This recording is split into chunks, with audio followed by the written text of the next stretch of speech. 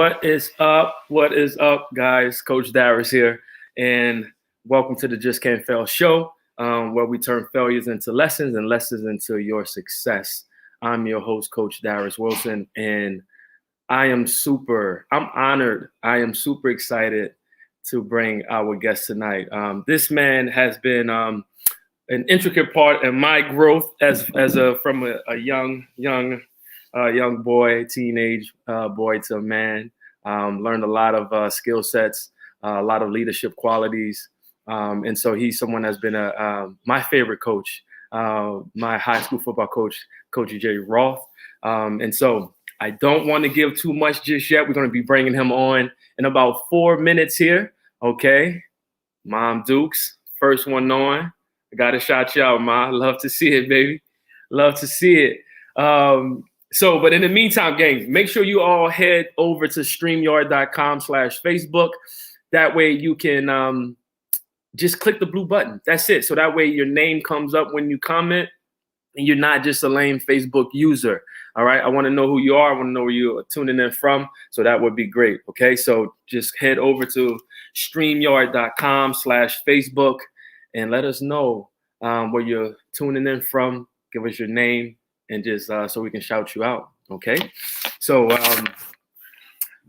man, I am super excited about interviewing Coach Roth. As I said before, been a huge, intricate piece. Not in my athletic career, for sure. The opportunities that was given, I am tremendously appreciated. A tremendous amount of gratitude for that. But also a lot of those things that I learned, I've been able to carry over into my life. And so I'm just greatly appreciated. I'm just appreciative. That's the word I'm trying to say here, to be able to have Coach Roth here on the show. And so I want to read off some of the accolades here from, Coach Roth, he was the head football coach. Now is the athletic director at Archbishop Rummel High School, which is the school I graduated from in 2001, Rate of Pride. He is amassed 228 wins with just 62 losses, giving him a nearly 80% winning percentage, which is crazy. We 12 district championships. And that's the Catholic League. So those that may be tuning in from New Orleans understand high school football. It is very competitive. Probably one of the best districts in the southeastern belt. Maybe I'm a little biased, but really great competition all around there. And then we have 4 state finals, 2 state championships, and now has taken over as the school's athletic director. Really super excited to interview Coach Roth and to learn from some of his failures and obstacles and the skill sets and what was required to overcome them. And so before I introduce him and bring him, let's make sure you all head over to StreamYard.com, all right, /Facebook, and be sure what just happened there? That we go live streams. I accidentally hit that, so sorry about that. But before I bring him, let's make sure you all head over to StreamYard.com/Facebook. So that way, again, we can make sure that we shout you out. We know who it is that is commenting and all of those good things. Okay, gang? So with that being said, let's bring Coach Roth. Huge round of applause to the stage here. Coach Daris. Learn from the best, man. How are you doing tonight? Doing great, man. Good to see you. Same to you. Now as the AD, you guys coming from the basketball game today. Got a great dub tonight. Yeah, the Raiders got a win. We're heading into the postseason. Everybody goes to postseason, but it's good to go into the postseason with a win. So, yep. Awesome. So, Coach, we're going to dive in. We're going to start as we start each of our shows with the rapid fire here. And so want to be able to get a little bit of insight of who you are for those that may not know who you are, and get an idea of what's important to you. So we don't want to spend a whole bunch of time on them. Just kind of whatever comes to mind. Your first mind, they say, is your best mind. And so with the first question, name the 3 things that are most important to you. Success, reputation, faith. Awesome. Awesome. What is something that you do daily, Coach, to kind of level up your mindset? What's that, Daris? I said, what is something that you do daily to level up your mindset? Well, I try to go to morning mass, believe it or not, a couple times a week, and that gets my mind right to start the day. Awesome. What's the best book you've ever read and why? Unbroken, about 1936 Olympian Zamparelli, who became a prisoner of war, and the way he persevered and survived and forgave in the end. Great book called Unbroken by Laura Hildebrand. Okay, awesome. And what's your favorite quote? If you fear failure, you will be successful. If you fear failure, you will be successful. I love that. I love that. Okay. If you fear failure, you will be successful. We may have to use that in our tagline here. That's a good one. I appreciate that one. Okay. And so, Coach, what is the hardest thing you ever had to do? The hardest thing I'm ever having to do is raise a son, a teenage son. That's the hardest thing. I can second that. Having myself, I totally get that. Well, thank you so much for those rapid fires. Those were some really great answers there. So we're going to dive right in.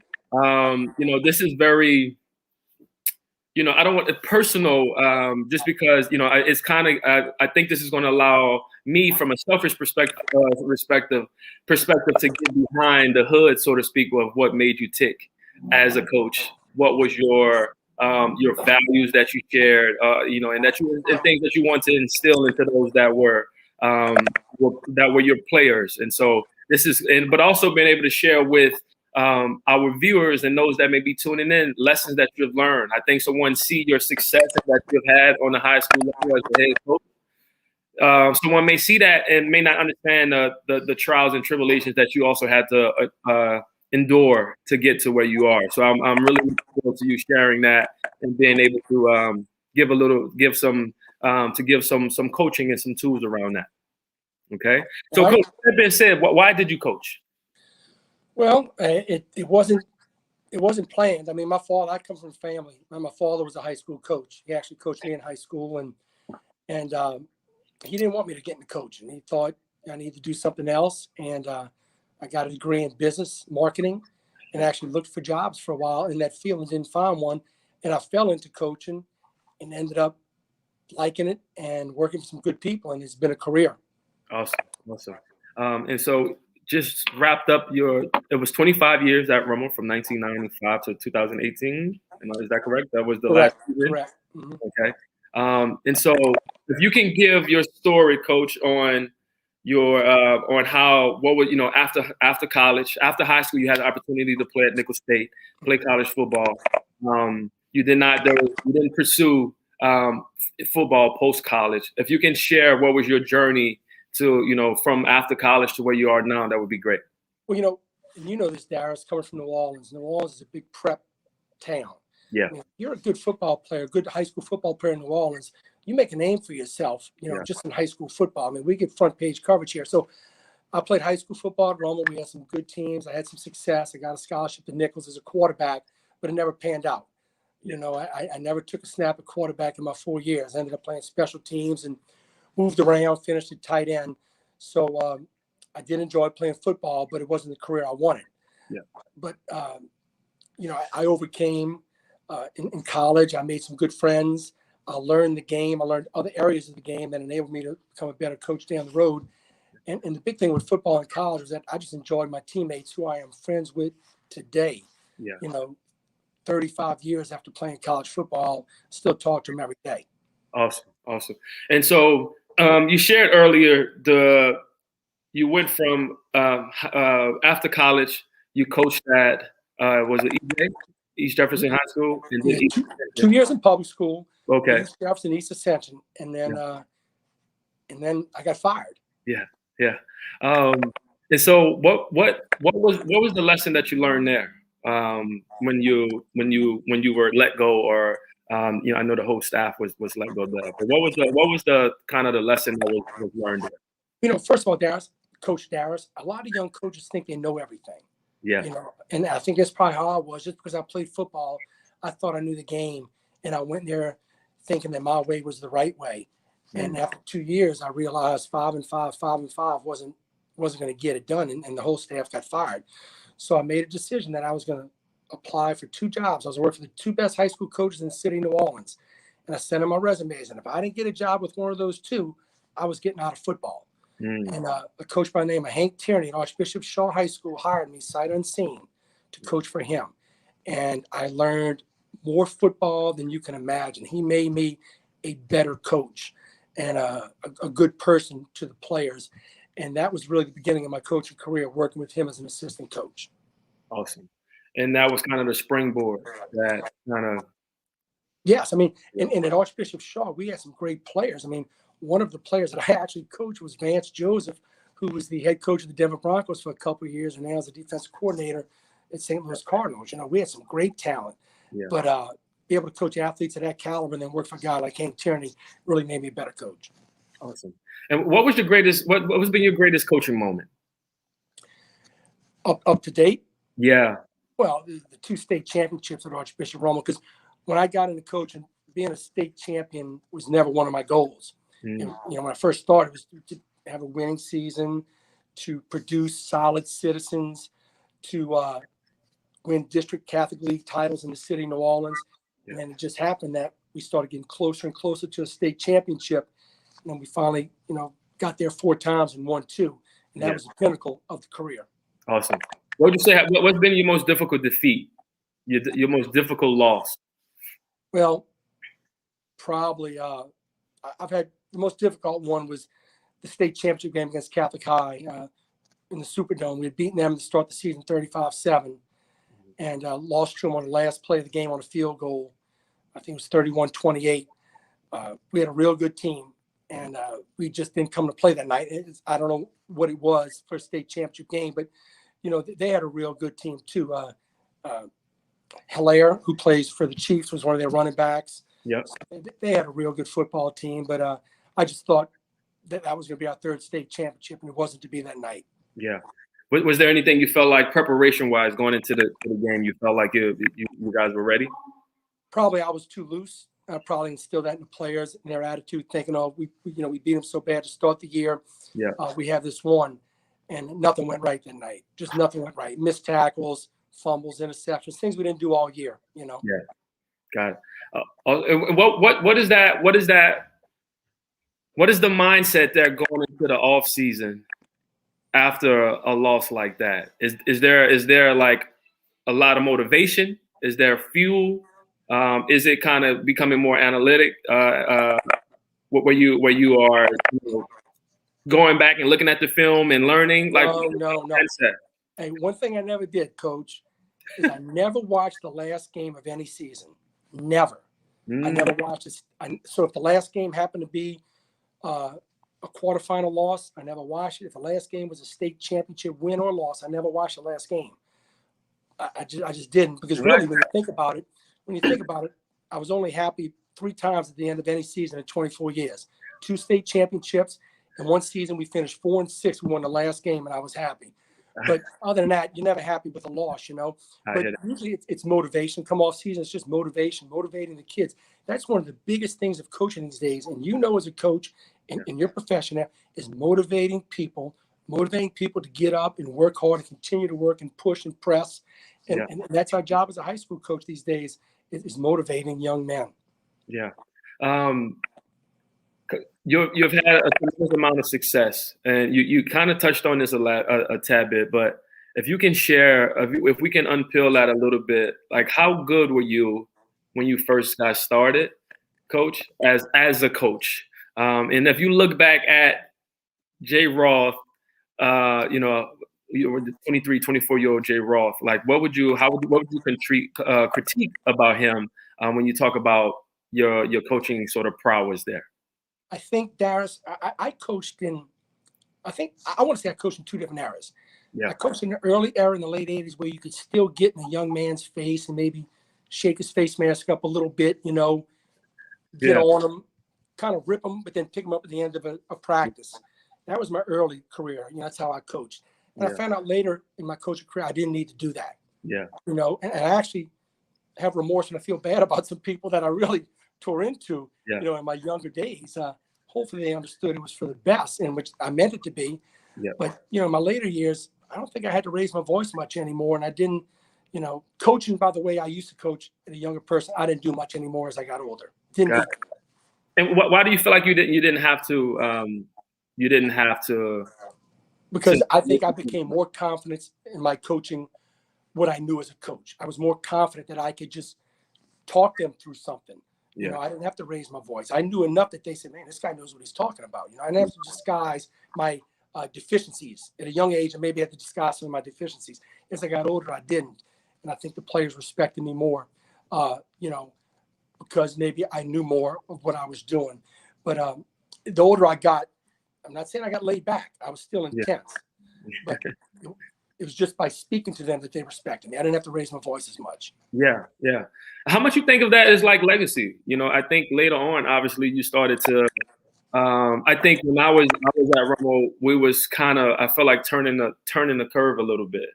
We had a lot of success. It was the first time that we had beat, funny Hank Tierney and Shaw at that time in 15 years, my senior year. And since then, I felt like the program has just exploded. And I'm just curious to know, like, how much of like that legacy now when you did speak was kind of preceding you.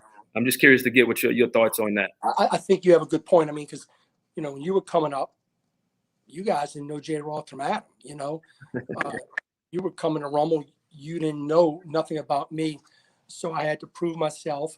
But I think as years went on, people they wanted to play for Archbishop Rommel. They might want to play for Coach Roth and his staff.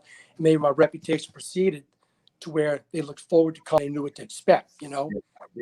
Maybe you say it was like I had to break a few guys back in the old days. I had to break a few. Yeah. Thank goodness I wasn't one of them, but I've seen it. I witnessed it. Yes, you did. So for all my members that may be watching, I was very coachable. Would you say that, Coach? Was I a coachable? Yes, you were. Yeah. Okay. Yes, you were. Daris, to think, Coach, you started off as a ball boy, as an 8th grader for the varsity football team.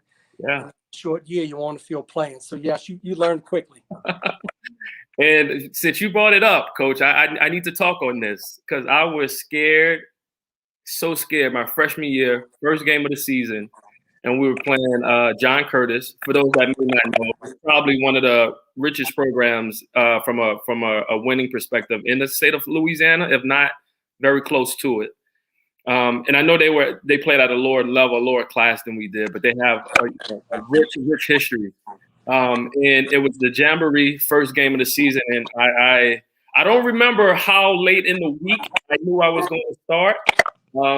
I just remember just really trying to get my mind right, but nothing could prepare me for that first snap. I was scared, and we had to play with Michael Burks, by the way, is the best football player I've ever played with on the stretch. So I would have to try to get a head start to meet him, to get him the ball to run. So that was thank you for the opportunity. It definitely helped me. It gave me a lot of poise, not just on the field, but in my life. But that was a scary game for me. Dash, the thing about you in the backfield with Michael Burks, who signed with Auburn, and Darren Parquette, who signed with LSU. Yeah. You were a little bitty freshman, but people like yourself and even other people after you that have earned that right. Yeah. Young men earn that right to be on the field. And that's when coaches have faith in them, when they've done everything right up to that point, and you earn that opportunity. Yeah. And you made the most of it. I had no problem playing you as a freshman in the first game of the season against one of the best teams in the nation.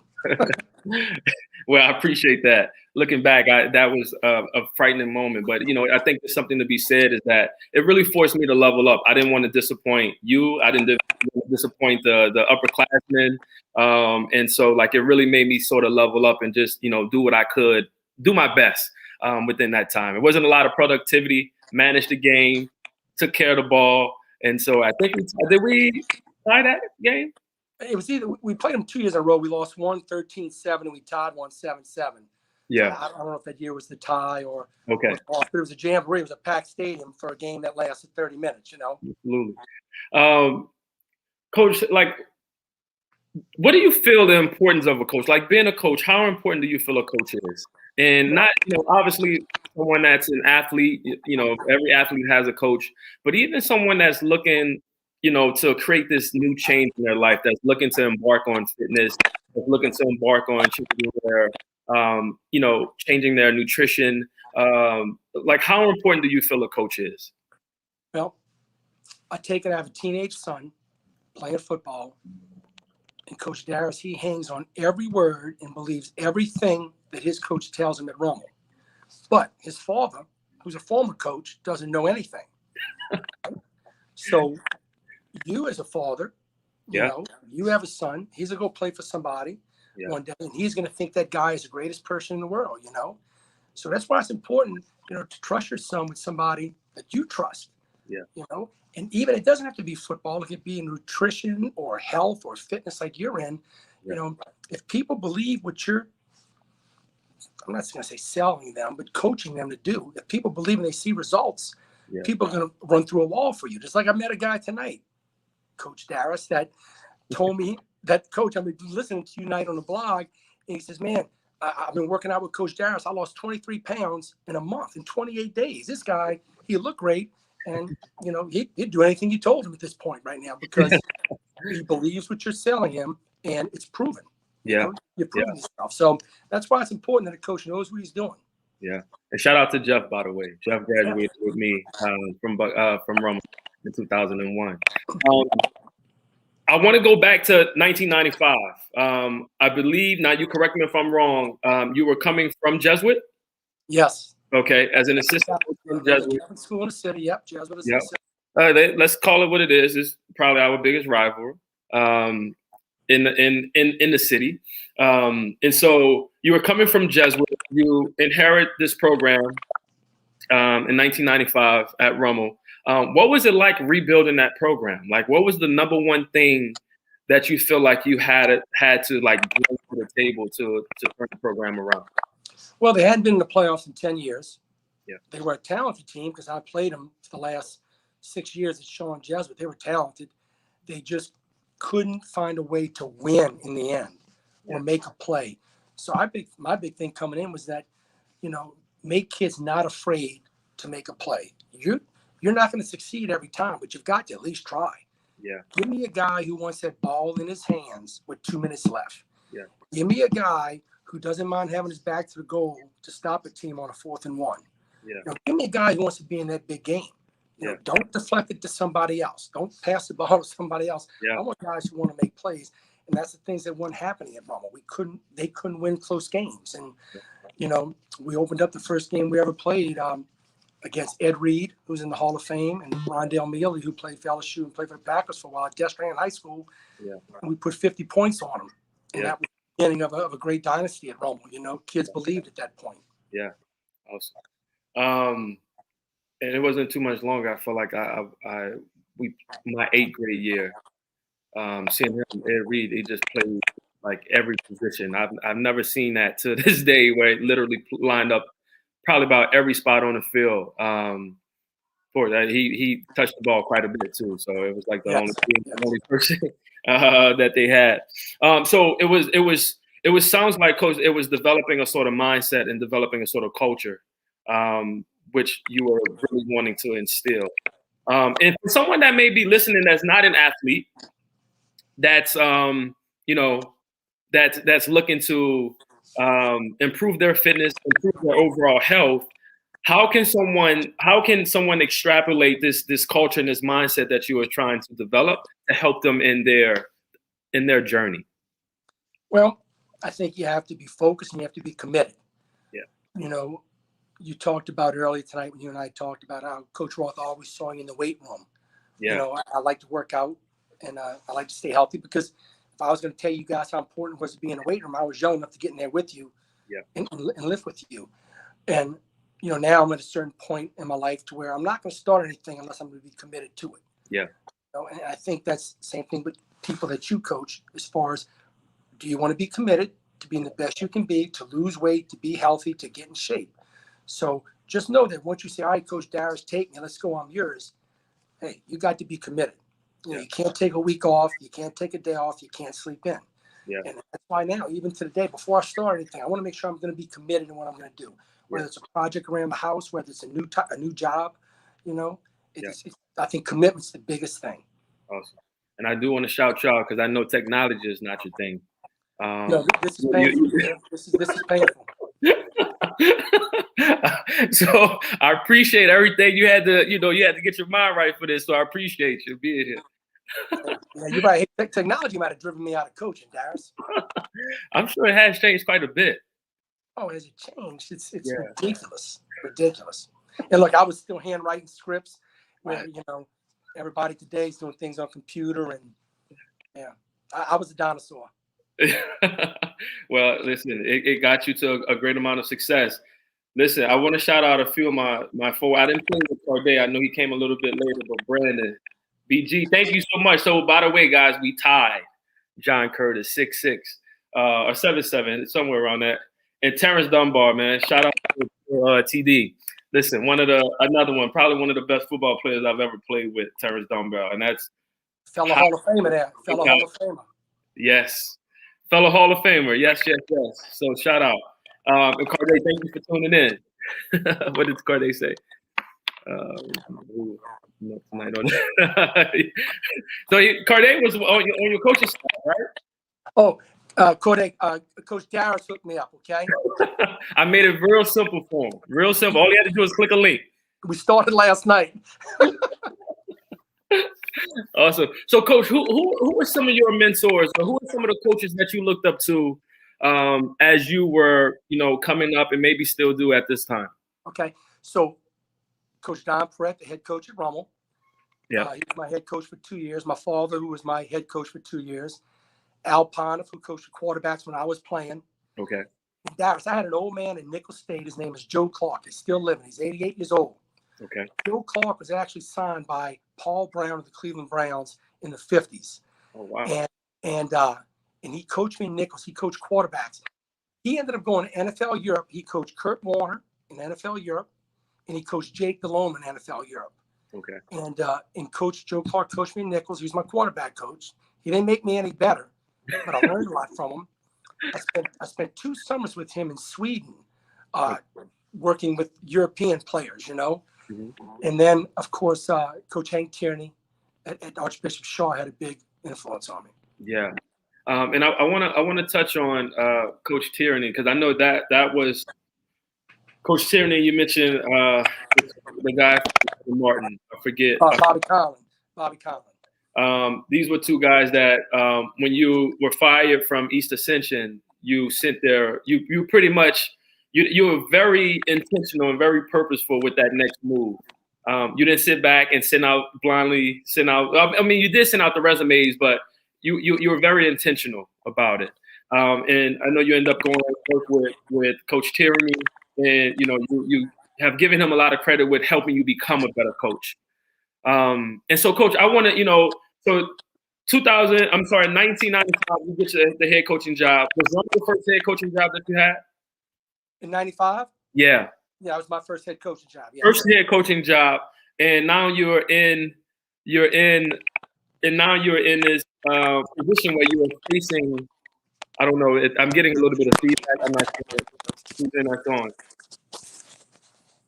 But now you're in a position where you are facing your mentor every single season, because now we're in the same district. And so, what was that like, going up against your mentor and someone that you credit with, helping you become a better coach? How did you prep for that? All I know is that he wanted to beat my tail bad every time we played him, Daris. And it was his goal to score on the first play every time he played us. And I know Shaw did it 2 or 3 times. I mean, they would, they would beat us pretty good. Then your senior year, we beat them for the first time in 15 years. Yeah. And but what Hank taught me is just preparation. I mean, he was the first one where we scripted every play. When I was at Shaw, we scripted every play at practice. Yeah. We prepared we just didn't run plays for the hell of it. We ran plays and practice plays for a reason. Yeah. We filmed every practice. Yeah. Film. I mean, nobody was filming practice back then. We filmed every practice. And we took trips. Every spring we'd go to universities. Right. And would take trips. When a college coach came into the office to recruit, he'd put those college coaches on the board, and we'd learn from him. So this guy was always learning football. He was never satisfied, know.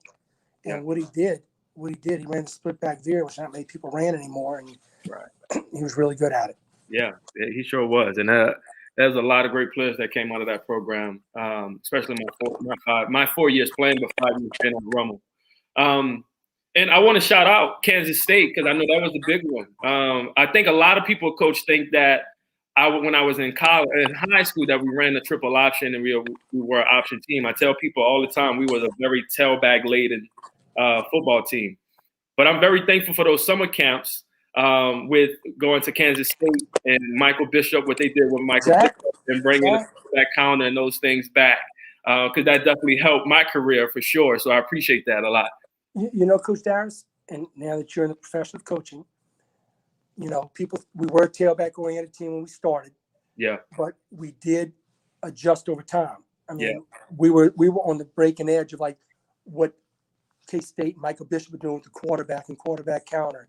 Yeah. Then, you know, when other quarterbacks came through, Scott Buson, Damian Williams, Chase Forcade, you know, we just didn't keep doing the same thing. We tried to evolve, you know. Yes. And we did it when you were a quarterback too. Absolutely. Absolutely. Hey, Coach, I have a question, side question. Are we still wearing the red bottoms? Yes. That's still it? Okay. They got 4 combinations: red on red, white on red, white on white, red on white. Yeah. So I want all Raider Nation to know I'm gonna give myself some powers right now. I push hard for this man to put the red bottoms on. I pushed very hard for that, and it made it happen. You know. So Daris, we got the red bottoms before you graduated? Yes, that was like I think my senior year.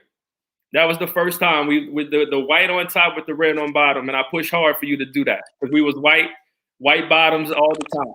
I pushed hard for that, and we got y'all earned it. That's why. Absolutely.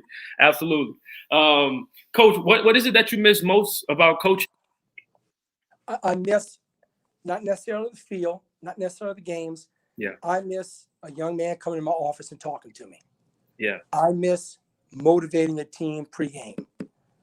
I miss talking to a team after a tough loss. That's what I miss. I miss the locker room after victories. I don't necessarily miss, you know, the actual coaching part, but I miss the players. You know, Daris, as I see these names pop up on the screen, all these people that are following you tonight, former players, teammates of yours, you know, to me, I got you. Okay. But what I miss the most is I appreciate players coming back to visit. Yeah. The relationships I have with my quarterbacks, Buster Sealing, you, Scott Buson, Damian Williams, Chase Forcade, guys that I've coached. You know, I appreciate relationships. Even guys I coached when I was an assistant coach at Jesuit, I still keep in touch with. My players at Shaw. So it's the relationships I've formed and bonded with. That's what I appreciate, and that's what I miss most. Yeah, awesome.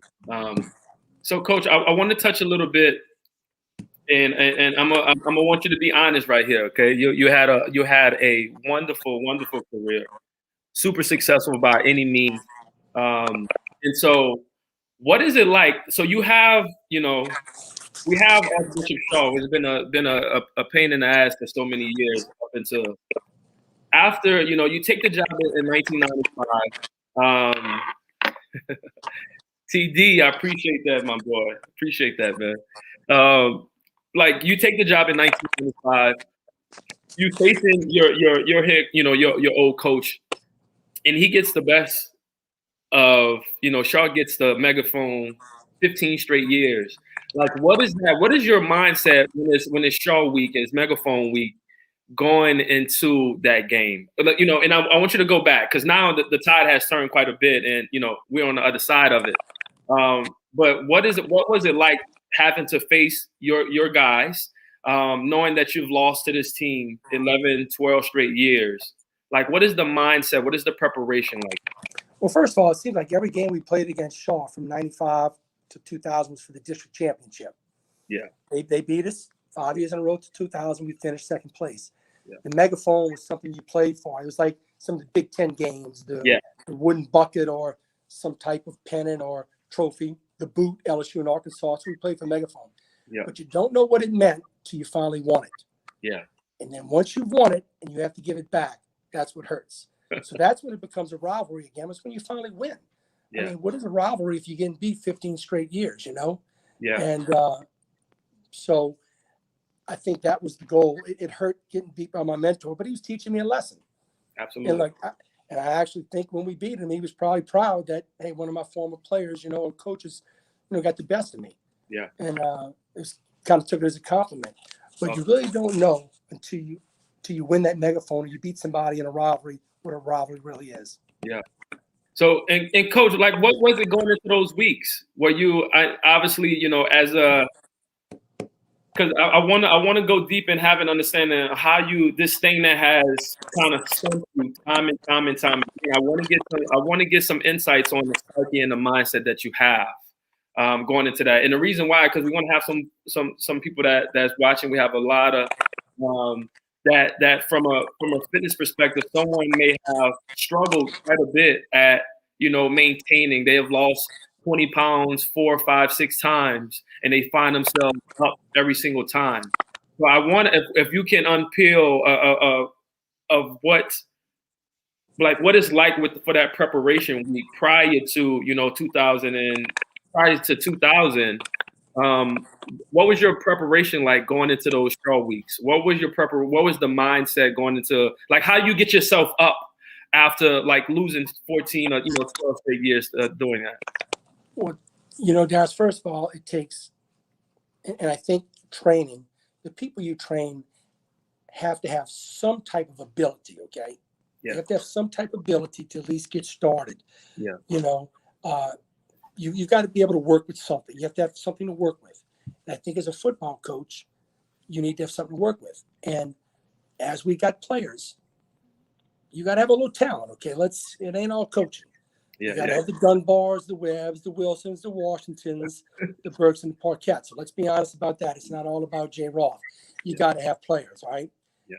But you've got to get these players to produce. And once they start producing, then we were on equal ground with Shaw.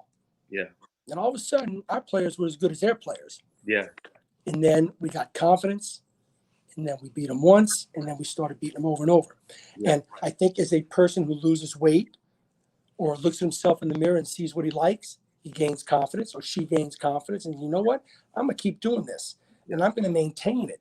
Then I like what I see, you know, and it gives him self-esteem. I mean, there's nothing like winning or succeeding, and that self-esteem makes you feel good. Yeah. I mean, to walk down the street knowing you look good, you know, to lift some weights and know you've improved, to succeed in football and know you've done something that your school hasn't done in 15 years. Yeah, that sure makes you feel good. Yeah, absolutely.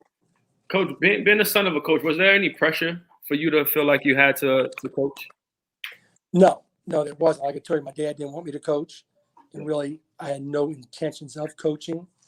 I do know that anything I do, I want to win at. Anything I do, I want to win. And I'm only going to get involved with things I know I can control. Yeah. So, you know, I'm not a guy who likes to play cards and gamble or gamble on games. But if I know I have a part in what I'm doing, then I want to win it. Yeah. I hate losing more than I enjoy winning. You understand that? Yeah, losing hurts me more than I enjoy actually winning. Yeah. I get that.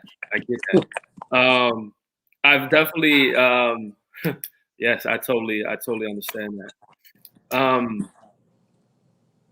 And so, like that, when you talk about that drive and discipline, that was one thing that really stood out.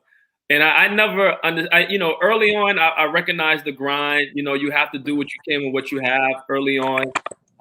So when I entered Rummel, it was 97, I believe. So, you know, at that point, I think it was about 3 or 4 years you had been there. But as you know, one thing that I noticed about you is the discipline and the work and the drive. I mean, you did everything, cutting the grass. You know, like that was one thing. You know, I started working out at 13 years old, my 8th grade year at Rummel. You know, seeing that was your thing, working out. You know, and so where did that drive come from, Coach? Is that something like you developed over time? Was that something that, you know, like that was part of your makeup? Like, I'm just curious to know it. I think it's something I picked up over the years. People I played for, you know, I didn't realize it, but there was things I was seeing in coaches and football programs that I just kept in my mind. that when I became a coach, I realized that's what I want to do. Something as simple, Daris, as for a 7 a.m. practice, knocking the dew off the grass. Yeah. Why is that? Because when I was a player, I hated having my shoes wet before the first play of practice. I hated having a wet ball as a quarterback. Yeah. So what did I do as a coach? I dragged the field and knocked the dew off of the grass because I didn't like it as a player. I know you wouldn't like it. I thought, lifting weights. I mean, who wants to wear a tight jersey when our arms don't even fit in them? If we're not going to look good in them, why even have them? So let's look good getting off the bus. Let's get strong. I mean, our teams were strong as anybody. I mean, one thing we were physical, at Rumble. Yeah. Discipline. People thought that something as simple as clean shaven. Yeah. Or haircuts. Yeah. It's not something I believed in off the field or what you did outside of Rummel. Yeah. But it's just something, if you can't be disciplined to do something as simple as that, then how are you going to be disciplined to play the game? Yeah. The carryover. Got it. And what was it? How has it been transitioning from coach to athletic director? How are you? I mean, are you creating more balance now, or like is it? Because I felt like when I was at school, it was kind of heavily, and that was before you had a family and things like that as well. Are you feeling like you're having that harmony between the two now? Put it this way, Coach Daris.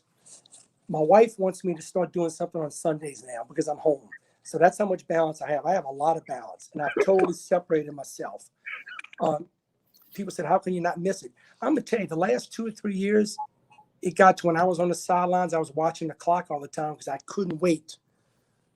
I wanted that clock to move. It wasn't moving fast enough, Yeah. It was just eating at me. Games ate at me. I wasn't happy winning, and losing just ate me up, Yeah. So it's been a good break. What I've enjoyed as athletic director, was that now I could see other athletes to where I didn't know about a bowler or a basketball player or a wrestler because I was so focused. I had these blinders on. I was so focused that I never appreciated anybody else. I appreciate kids at Rummel now who do other sports. Yeah. Something as simple as bowling. I go to a bowling match. I'm proud of these kids, because it's a skill they have. And it's a skill they work at. The wrestlers, the basketball players, the baseball players. So I see everybody in a different light now, just not football players. Yeah. Awesome. Coach, I want to come back to I don't know how often you talk about fitness. I know you were somebody that definitely embodied it for sure. How much has this played a part in your life? Strength training, fitness. How important has this been for you? It was huge. I think that was one of our calling cards at Rummel. Was our strength and our fitness, our being in shape. I mean, we used to condition through the playoffs. Yeah. We conditioned the playoffs. Why? Because we were conditioned in August. Why stop doing it now? We lifted weights. We lifted heavy in season. Yeah. We got stronger. We didn't try to maintain during the season. We tried to get stronger during the season, which we did. I just thought it was very important. And as a coach, I like to get in there with the guys and lift also. I like to work out. It was motivation for me. I'm still upset that Kevin Stelz was stronger than me. That still gets me mad. Well, shout out. Yeah. Yo, that was a blessing to have him on my side. I tell you that. He made right, huh? a lot of runs very easy. So shout out to Stelz. Yeah. Awesome. And so how much did the game change, and how much did you have to adapt with sort of keeping up with, because a lot of things change, we talk about the technology, but we also talk about the methodologies around strength training, around conditioning. I've seen that change quite a bit as well. Like how even though you don't give yourself enough credit for the technology, you've done a great job adapting to the game and the game itself. But I'm just curious to know how did you adapt with the strength training and the conditioning piece as things. I learned from other people. I learned from clinics. If they had a team that physically beat us, I wanted to know what they were doing. Yeah. I would call them up. I'd ask them. I'd go see them during the off season. I tried to instill some of the things that they did because it worked. It beat us. So whether it was X's and O's, whether it was in fitness, endurance, conditioning, I really wasn't afraid to learn. I guess I can say I'm proud of that. I mean, if you could get me to throw the football like we did the last couple of years I coached, I guess you can say I did change a little bit. No, you changed that. Changed a lot. Changed a lot. And that's kudos to you too for adapting. I think that's critical, and that's what we all can use in this journey of overcoming obstacles, in this journey of fitness, health.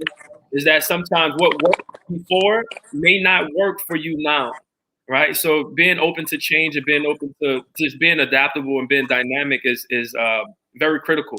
And I think Coach Daris should do the same thing in your profession with fitness. Oh yeah, People are going to get tired of doing the same thing over and over and over. absolutely. We used to call it muscle confusion. I never wanted the muscles to know what was coming every day in the weight room. That's how I got later in my career. Yeah. That I wanted those muscles to come in knowing they didn't know what was going to hit them that day. Yeah. I didn't, back in the old days, they knew you were doing bench, squat, clean on the same days. But as I got older and I learned, I changed my ways, and you'll do the same thing, I think, to keep people interested and keep motivated. Absolutely. Coach, can I ask you a question real quick? Yeah, absolutely. You got a lot of followers, you know that? I see a lot of names coming across the screen on the bottom. Yeah. I've enjoyed that as much as I've enjoyed the interview here, seeing some of all these former players who follow you. Man, you got a little following here. I don't know about that, Coach. I think you bringing them. That legacy is bringing them. No, they had to know. They had to be watching you and keep in touch with you to figure what's going on. Because I see names coming across here: David Washington, Donald Martinez, David Shulkins, Terrence Dunbar, Eddie Webb, Corday Hankton. That's pretty cool, man. But listen, well, Raider travel well, and like that was such a big joy of mine to share, because when you go away to college, Coach, and this, coming from New Orleans, going up to Pennsylvania for college, and everyone comes from everywhere, So I went to school with a huge chip on my shoulder to let people know, like, we just play ball differently down south. But it was so cool because, you come and you share your highlight tapes and you talk about your school and different things. Oh, that guy that's playing at LSU, he went to Rama, or whatever the deal may be. So it's really cool to share that moment, because a lot of when you guys came up and played Don Bosco, a lot of my guys that live in the area that I played college ball with, we went to the game together. And so that was such a huge, and to see how many fans were there from Louisiana was really awesome. So I say all that to say, Raider Pride, we travel well, and so the word got around, and so I'm very thankful that people are tuning in. But Coach Daris, yes. Tell people what that is. Well, that's my I think that's my freshman year in college. Quarterback at Bucknell. Yeah. Quarterback at Bucknell, very, very proud. And I was very stubborn about not switching my position in college. And so I was playing quarterback. But my freshman year, Coach Gag gave me the opportunity to play whatever position I wanted to in on offense. And so my freshman year going into Bucknell was six of us as quarterbacks that came in. And so there was a returning starter.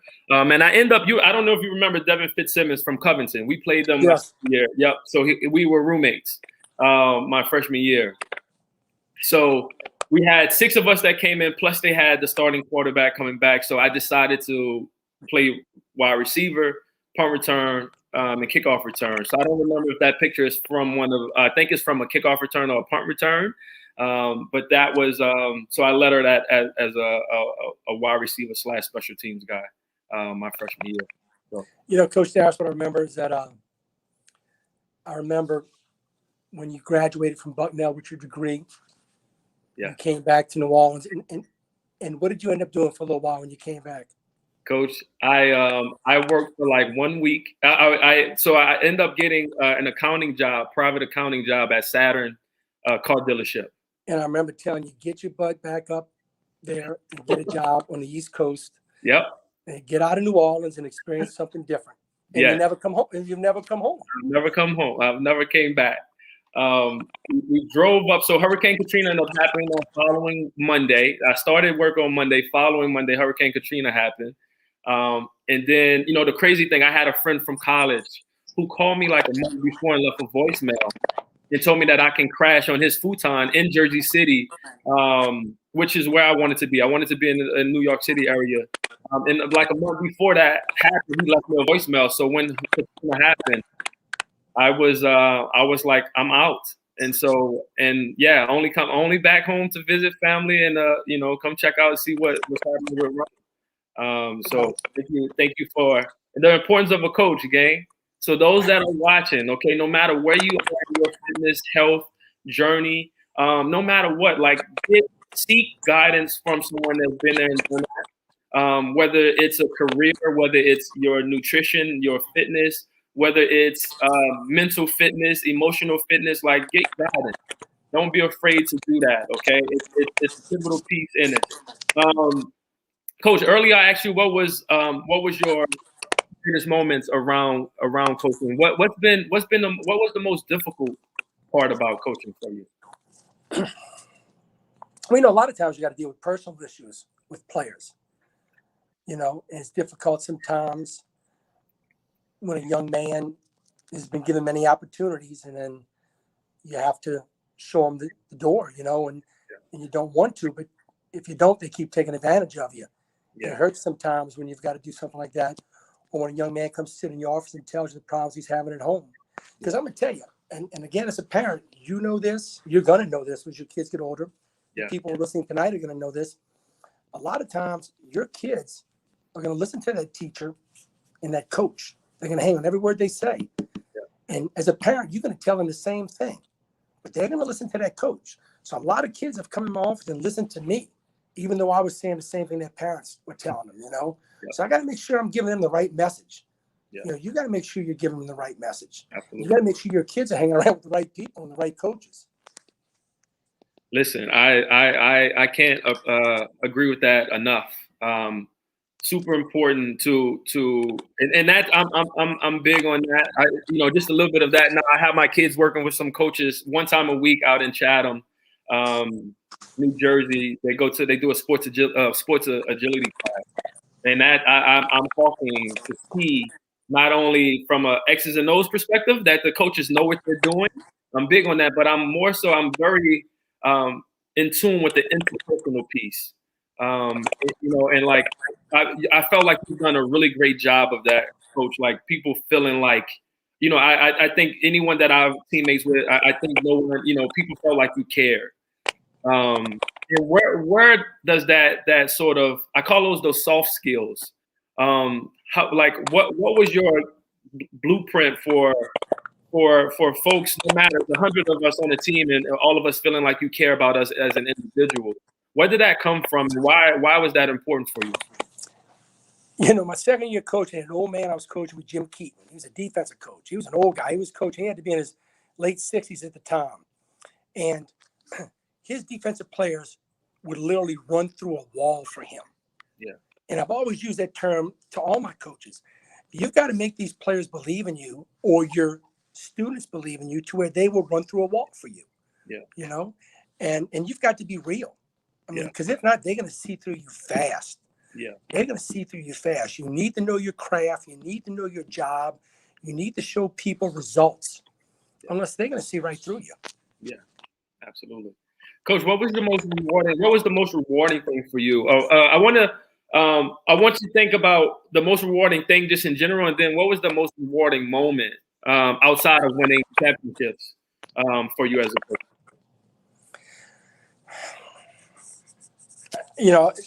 Again, Daris, I'll say this again. Rewarding moments is when players come back to see me. Yeah. That just shows that they appreciate, the time I spent. That's rewarding to me. It's not, the state championship was the ultimate, but still to this day, I'm out of coaching now.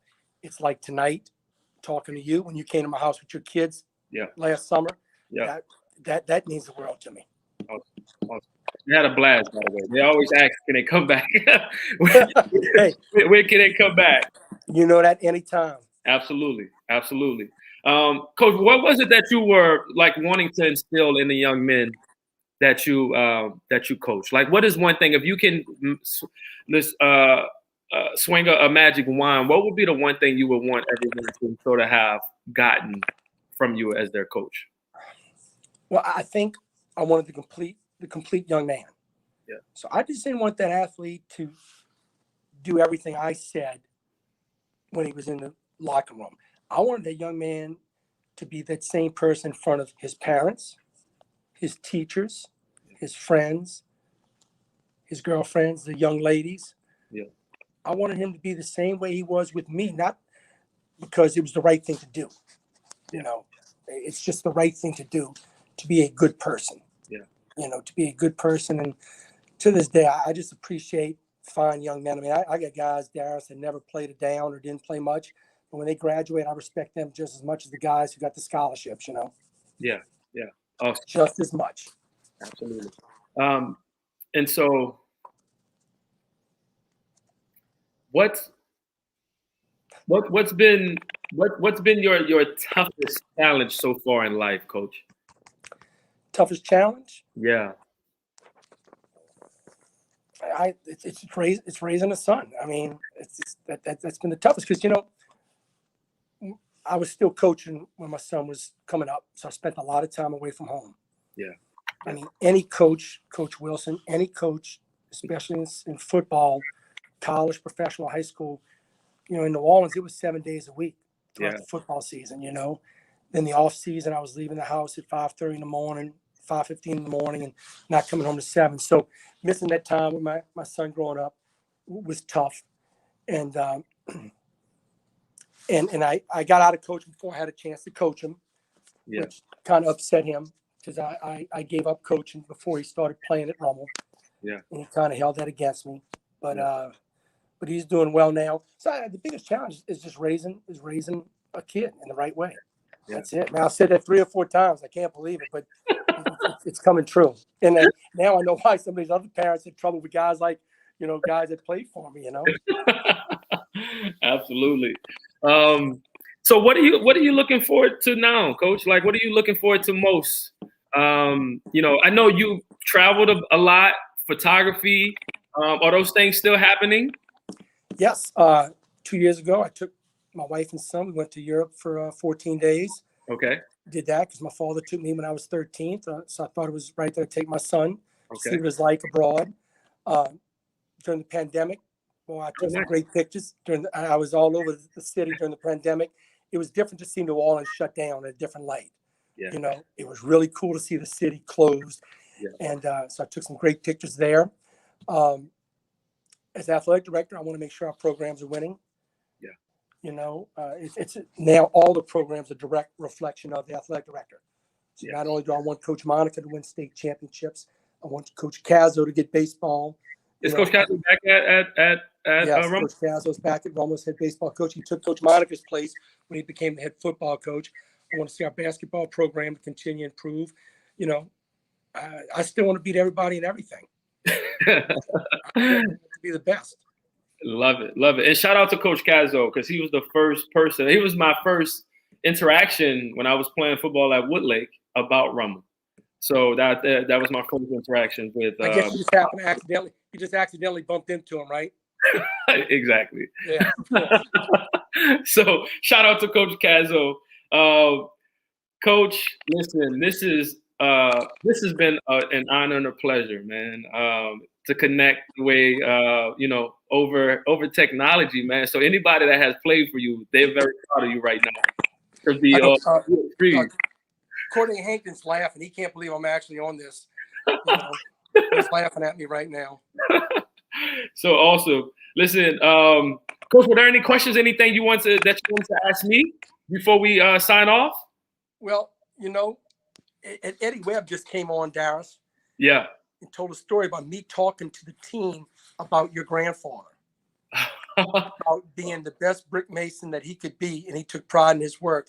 And I use it as an example of somebody who worked hard. And he still works to this day. And I still remember telling that story because your grandfather did work on my house. Yes. You know? And I just watched him and I said, man, what a great role model for you.